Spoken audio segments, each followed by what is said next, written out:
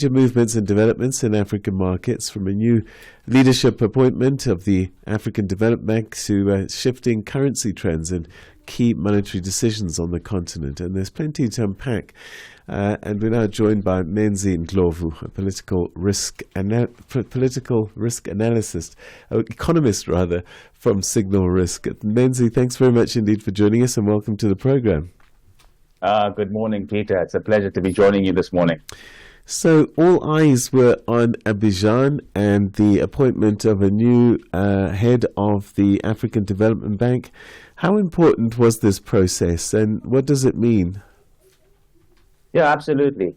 We saw the appointment of Sidi Ultar as the head of the FDB, replacing Adesina from Nigeria, who has overseen quite an interesting and fairly effective 10 years at the head of the bank. It is often deemed a ceremonial position, but it has grown in importance, as we have seen under the tenure of Adesina, who guided the bank and, in effect, Africa's economic landscape throughout a number of crises, through the Ukraine crisis, through COVID, and more recently through the geopolitical and geo-economic pressures that have resulted as a result of the developments in the US. So the position has grown in importance. And also, I think, adding to that is the relatively precarious situation that the continent finds itself in, as with respect to its growth outlook, with respect to navigating the uncertainties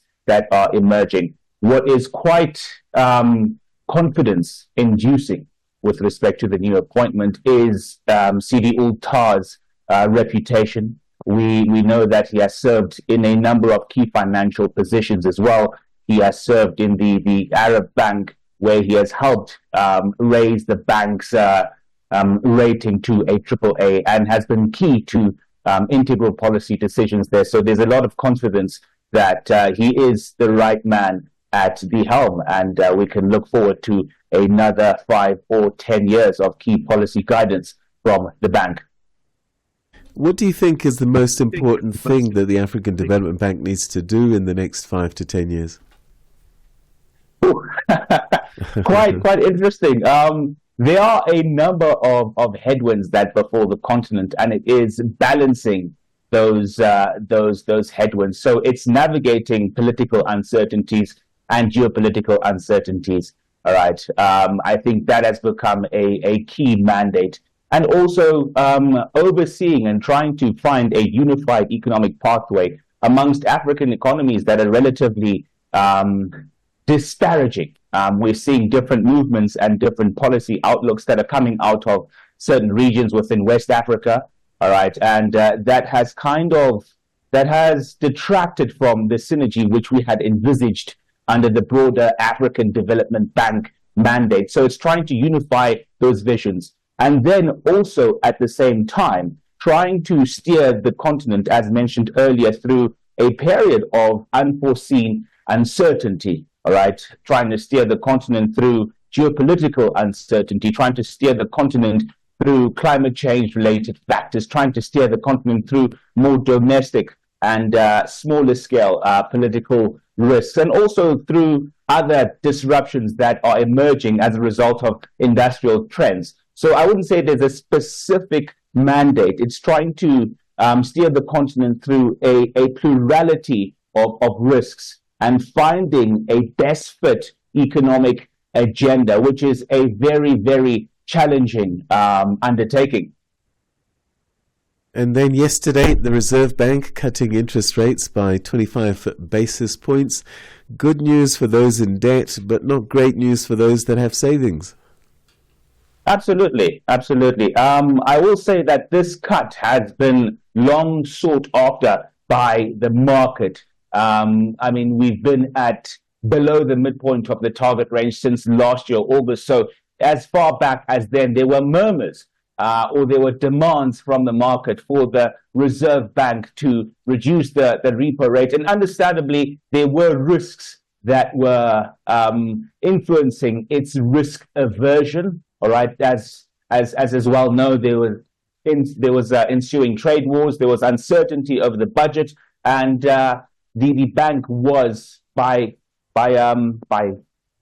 as a result of those risks, it was steered towards taking a more risk averse direction. But now the focus has turned towards stimulating growth in what is a very sluggish economy. And I think the rate cut demonstrates that the central bank is attuned to this, but there's also a reason to argue that the cut was not deep enough. Inflation is relatively low, real returns are fairly high, and growth is low. So it's time to inject and it's time to fuel some growth into the economy. But we know that the bank is relatively risk averse. That is part of its, mandate, and part of why the bank has been held in relatively high esteem. But we hope that this marks the beginning of a cutting cycle, because we really do need to grow the South African economy in the short term. Menzi, that's where we're going to leave it. Always good talking to you. Thanks so much indeed for your analysis. Absolutely, sir. Cheers. Thank you. That's Menzi Ndhlovu, who's a political economist at the Signal Group, talking to us about some of the big events that have been taking place across the continent.